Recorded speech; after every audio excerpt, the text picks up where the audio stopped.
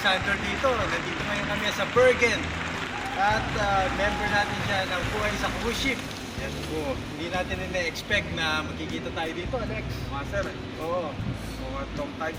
Long time. So ano trabaho rito sa Viking Star? Bali, Galley Utility sir.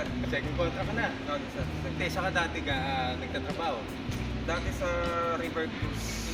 Tapos nag-apply sa Magsaysay Viking. Yun na tanggap naman.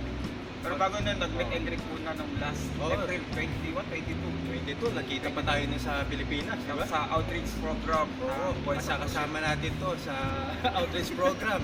At hindi namin na-expect na dito ngayon kami sa Bergen, dumating yung barko niya at kita-kita, meet and greet din. Meet and greet din. Halos 2 years din. 1 year din. 1 year din. Oh, sir. O, nakita mo naman yung height mo, ha?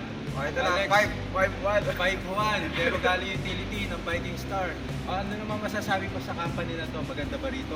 Okay naman sir, free wifi. Ngayon hiring ngayon sa Viking Ocean. Sa mga applicants, anong gagawin nila para mag-apply dito? Bali mag-online sila sa magsaysaycarriers.com. Tapos kung may mga complete document na sila, mga passport, CIMAS, tapos PT, yan, pinaka-unahin muna nila yung mga importante yun. Tapos kung ano yung apply position nilang desired position. Sa Galley Utility, anong qualifications na kinakailangan? Kailangan ba dyan is may experience sa 5-star hotel o hindi naman?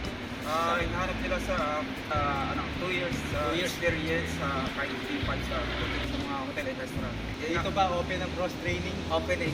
Malawag yan kahit sa Viking open. Pabilis ang promotion.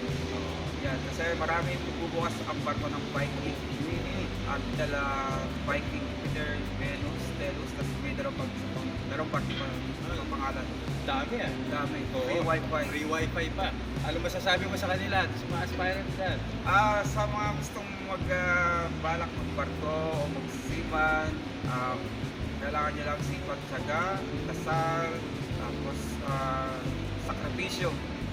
Kailangan nyo talagang maglaan. Huwag mawala ng pag-asa. Mag-target nyo sa iba, apply ng apply. Ganyan ang ginawa ko sa dami ng agency, pinuntahan ko lahat.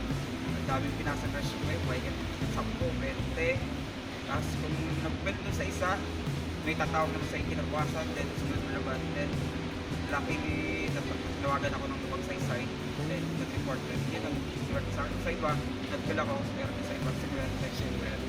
So patience is virtue talaga. Patience is virtue. Pasensya talaga. Tsaka Ulan man, umaraw, gutom, at least kung may tiyaga, may nilaga. Ayun sinasabi nila.